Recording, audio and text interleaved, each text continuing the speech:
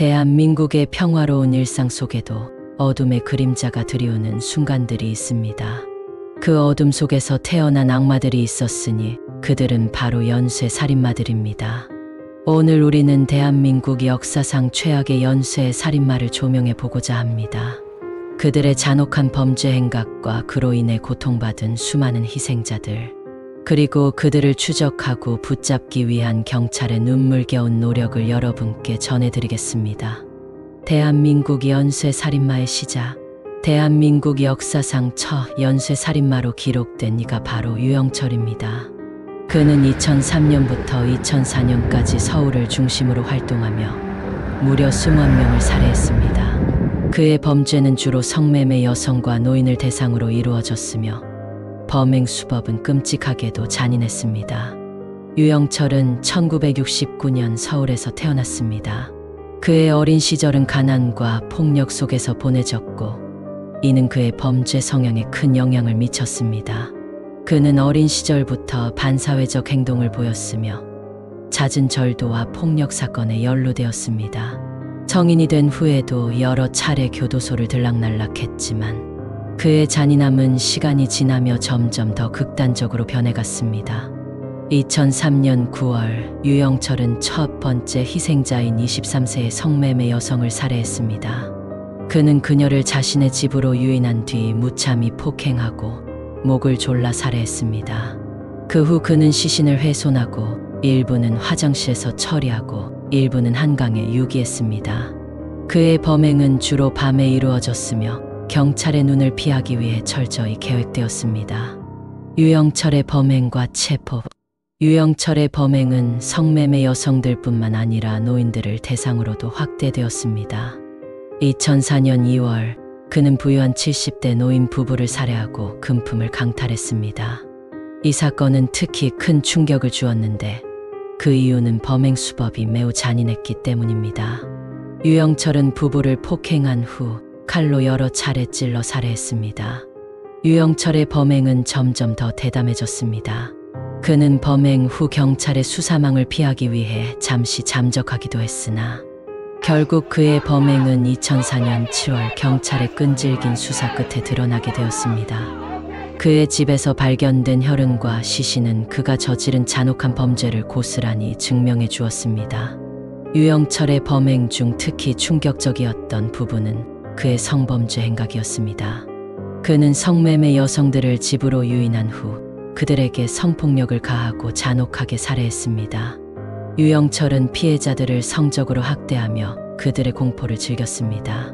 성폭행 후에는 무참히 폭행하여 그들이 반항하지 못하도록 만들었고 끝내는 목을 졸라 살해했습니다. 시신을 처리할 때도 잔인함을 멈추지 않았으며 경찰은 그의 집에서 심각하게 훼손된 시신들을 발견하게 되었습니다.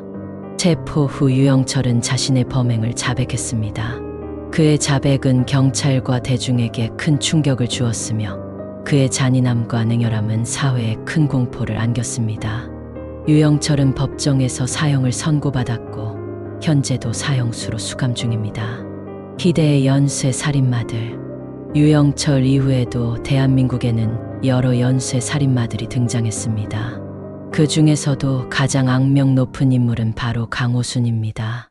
그는 2008년부터 2009년까지 경기도와 충청도를 오가며 총 10명을 살해했습니다.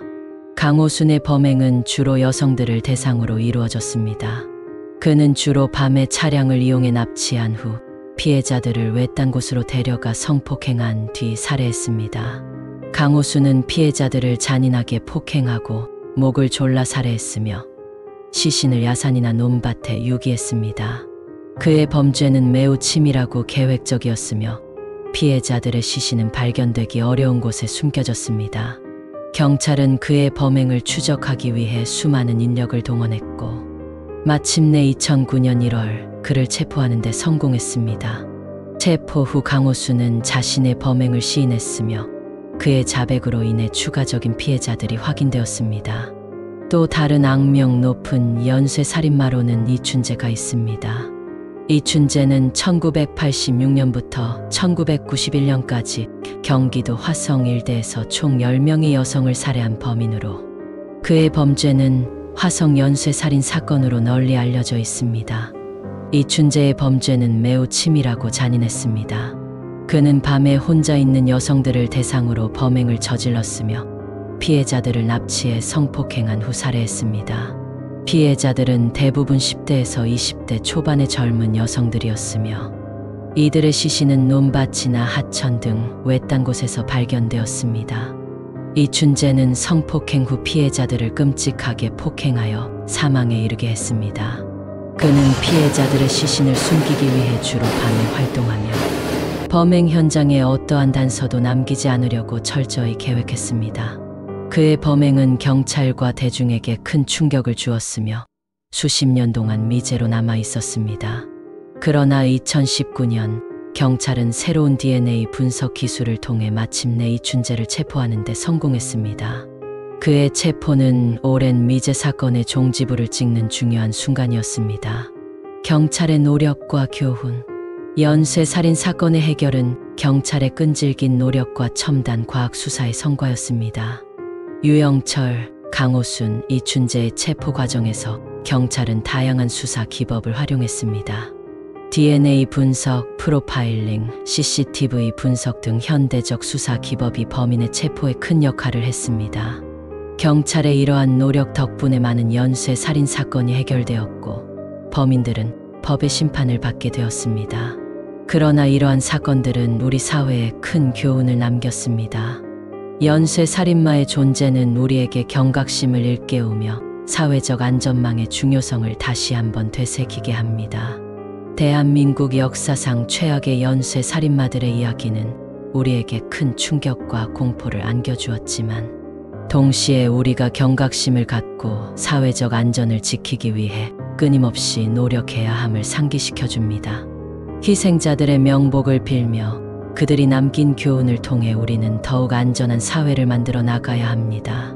지금까지 시청해 주셔서 감사합니다. 구독 감사합니다.